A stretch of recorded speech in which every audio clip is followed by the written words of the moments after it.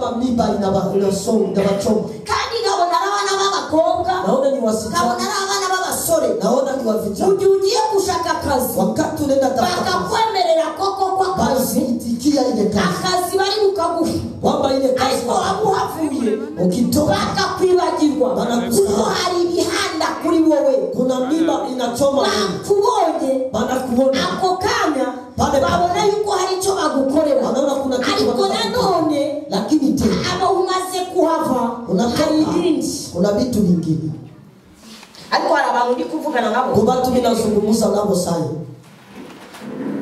ni ufite n'urupapuro byandika kama uko hata na karatasi wewe naandika Satani kiroso nakajya hanagura iby'Imana. Satani wakupangusa siko napanguza bya Mungu ndani. Nakajya bihanagura siko napangusa. Ubwira Satani ngo sindu wawe. Ndiye Shetani siko yewe du w'Imana. Mimi niko wa Mungu. Kandi ngendeye Imana.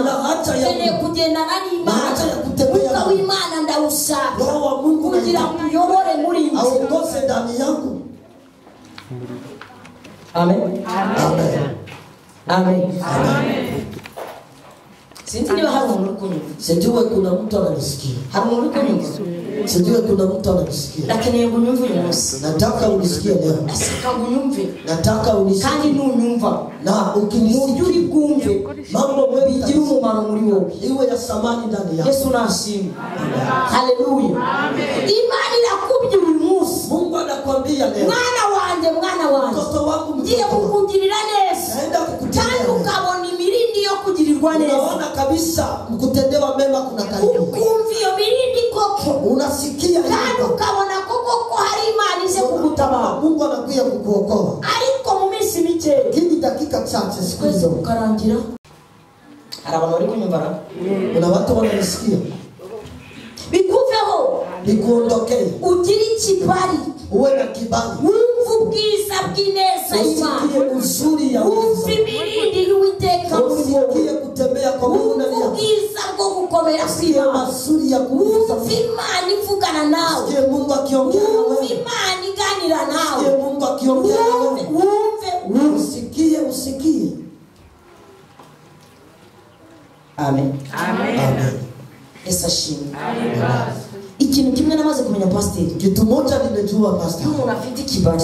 Mtu akiwa na kibali. Ufite inyenyeri y'iki. Kama uko na nyota ya naho umurozi yakujyana kubapfumu. Hata mchawi anaweza kukubeba. Impamvu abarozi babajyana kubapfumu. Sababu balozi banabeba kubapfumu. Kandi bikemera. Na binakubalika. Bikemera. Inakubalika. Kugira ibanga. Acha nikwambie niko hari Imana wimuye muri wowe. Kuna Mungu lihamisha ndani yako. Wizera Imana gutya. Unaamini Mungu hivi. Kizera n'ibindi gutya. Unaamini na mambo. Ariko ni wizera Imana uyu munsi. Lakini ukiamini Mungu naho bagutwara kubapfumu. Hata wanakubeba kubapfumu. Naho batwara ifoto yawe. Hata wanabeba picha yako. Ntabwo bari buyibona. Hawawezi kuiona.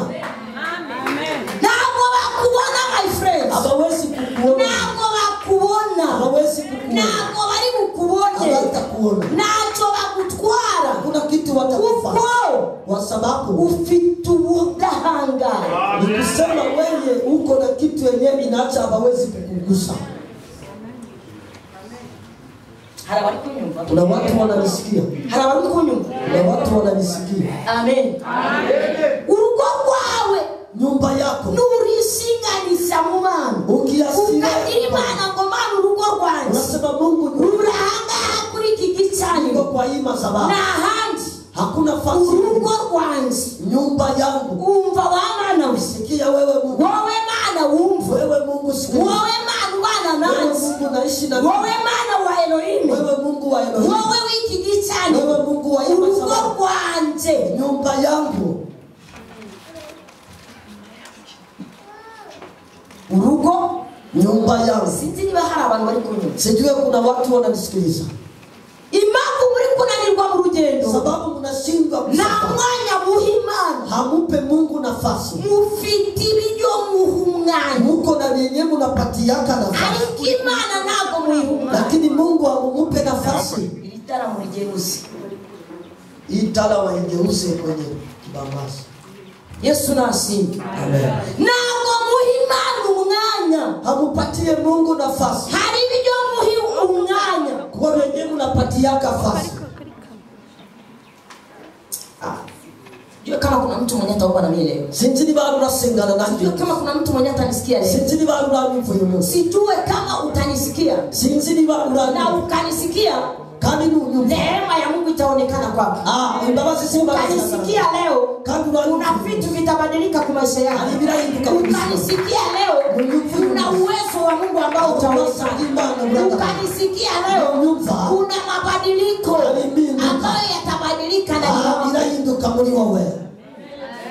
Kukuwa na kibali mbele ya Mungu. Kwemerwa imbere y'Imana. Kukuwa na kibali mbele ya Mungu. Kugira kwemerwa imbere y'Imana. Haijali kusema ulisitia makeup. Ntabwo bivuga ngo wishizeho makeup. Nikisoma maandiko, somni byanditswe.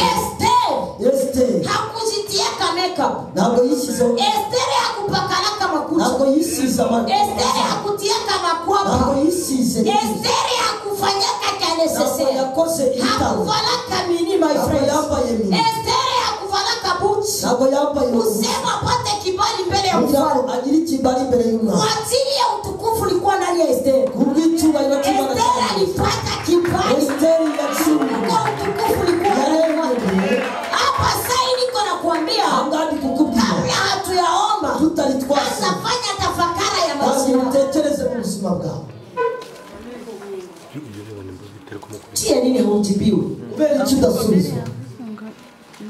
Oh, iko sababu Mungu alishaenda. Iko sababu Mungu tena hakuwake pale. Wewe uliendaka na baba yako na mama yako. Na sona nyoko mwese maraji. Mungu iko alikimani. Kwa madhabahu. Kuri kigichana. Mungu iko hapa. Imani. Na ukamzoea. Umumenyera. Anakuzoea yako. Irakumenyera. Ukamheshimu. Ariko nuyuba. Unafanya tofauti. Ugakora ibitabo. Na kisu lingine. Uko wingi. Kuna wale ambao watapata neema mchana. Kuna wale ambao watapata neema. Na wakati watapata neema, acha nikwambie mpendwa. Tosa vitu vya kuzoea. Ndio kumenyera.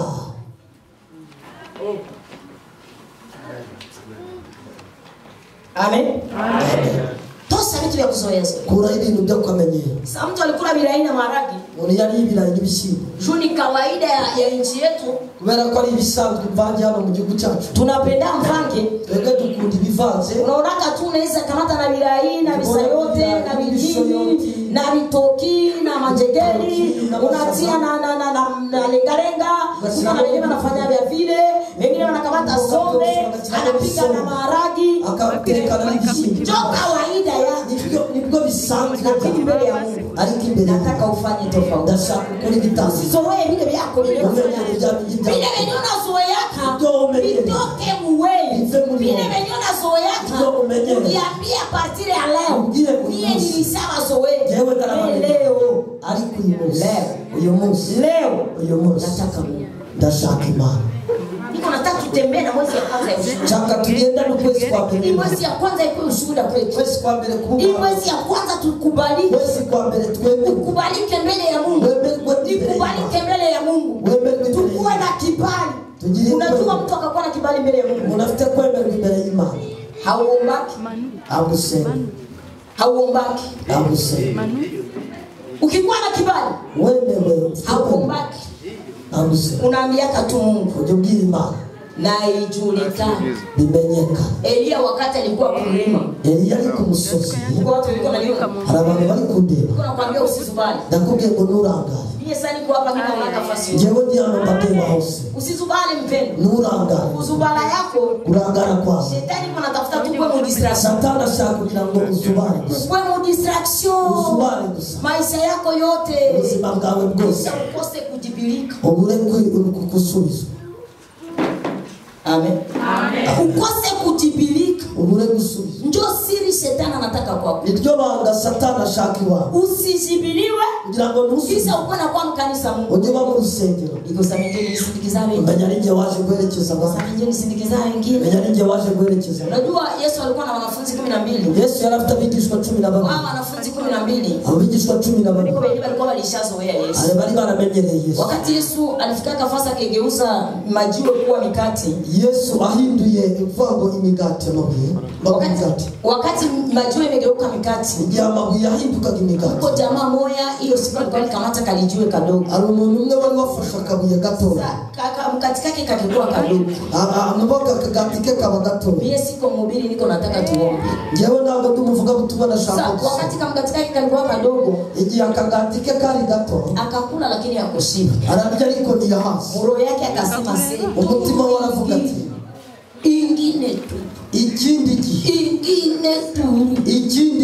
ni mie na wewe Yesu. Nanjye mje nawe. Mie na wewe pastor.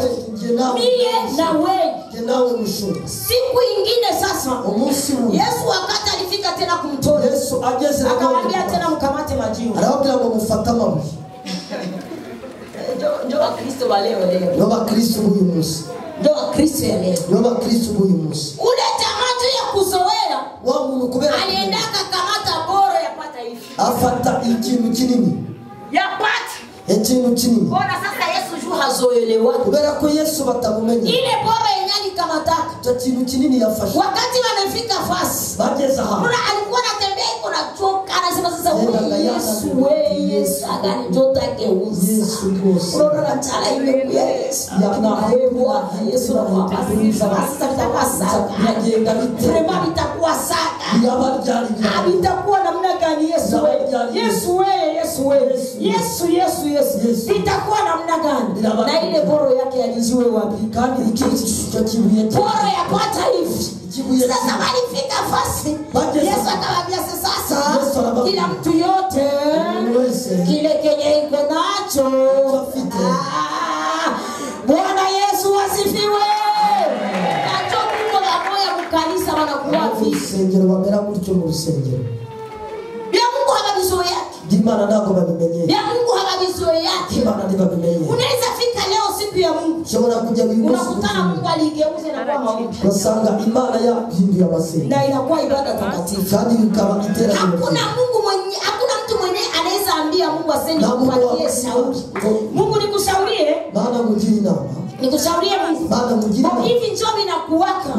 Na hivi njoo ninakuwaka. Mungu hakuwake na mshauri. Maana nijiri mujyanama. Mungu hakwenda mshauri. Maana nijiri mujyanama. Hapana, Mungu hakwake na mshauri. Maana nijiri mujyanama. Niko nasema kwa habari za kibali. Ndavuga kubyerekeranye no kwemerwa. Niko nasoma habari za kibali. Amateka yo niko nasema habari za kibali. Inkuru zo kwemerwa. Nimesoma neno usubuhi. Soma ijambo mu gitondo. Bwana Yesu asifiwe. Niko mu kitabu cha Isaya. Kitabu cha Isaya. Ule msomaji wetu alienda Kigali. Msomi watu yagiye Kigali. Kitabu cha Isaya. Kitabu cha Isaya. Amen. 43. 43. Mimi siko mhubiri. Ninago ndumuvuga butumwa. Niko nataka kuingiza fasi. Ndashaka kushira ha. Mhubiri wetu atakuwa na miniti 25.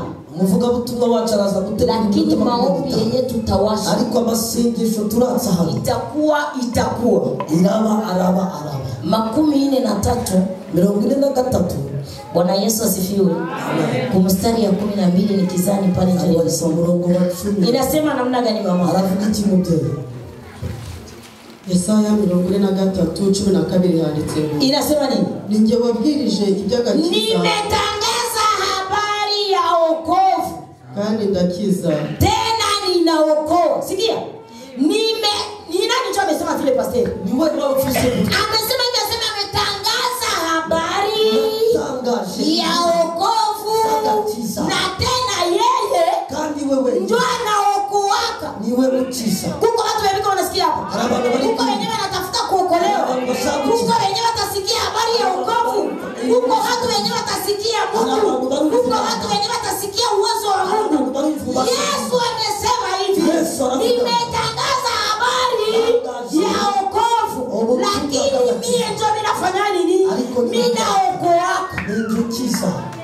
Tuelewe mama. Dukomeze mama. Ndabigaragaza. Nani kabionesha? Kandi muri mwe nta yindi Imana yahamye. Tena katikati yake hakuna mwingine Mungu isipokuwa yeye wa mbinguni. Nicyo gituma muri abagabo bo guhamya ko ari Imana. Bwana Yesu asifiwe. Ndiyo maana utakuwa washuhuda wa kushuhudia yale matendo. Njoo vile Mungu amefanya nini? Anasema. Umesoma leo uzuri, Mungu akubariki. Na nimekuona kabisa. Njoo vile Mungu anasema. Yeye ametangaza. Hapa kwenye nyumba ya Mungu tuko. Mungu iko na tangaza. Lakini yeye ndio anafungula. Yeye ndio anapana wokovu. Yeye ndio anatendaka. Yeye ndio anapana uponyaji. Yeye ndio anafungulaka. Yeye ndio anapana mariage. Yeye ndio anatosa bala. Yeye ndio anatosa mikosi. Yeye ndio anatosa laana. Yeye ndio anatosaka. Yeye ndio anabarikiaka. Yeye ndio anatendaka. Yeye ndio anaokoaka.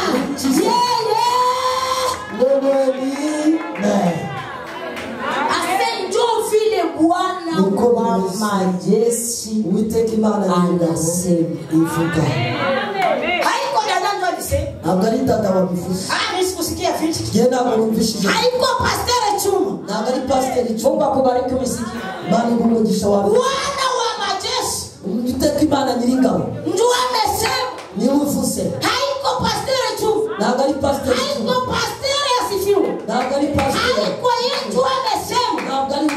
Ni Bwana wa majeshi mwenye alituambia leo kuna neema. Amen. Hakika leo kuna neema. Na kuhakikisha leo kuna neema. Wacha tu Mungu akutawala. Ambia Mungu asante kwa yenyewe nimesikia. Ambia tu Mungu asante kwa yenyewe nimesikia. Ambia Mungu asante. Na nitashuhudia matendo yako. Nitashuhudia uwezo wako. Nitashuhudia nguvu zako. Ambia Mungu asante. Nitashuhudia matendo yako. Kwa wakati huu nitashuhudia. Bwana asante. Bwana asante. Omba. Ambia Mungu asante. Naomba tena neema Mungu. Naomba tena rehema. Usubuhi wa leo nisamehe. Usubuhi wa leo nikubali. Usubuhi wa leo niokoe. Usubuhi wa leo nitajirehemu. Nahitaji mkono wako. Nahitaji uwezo wako.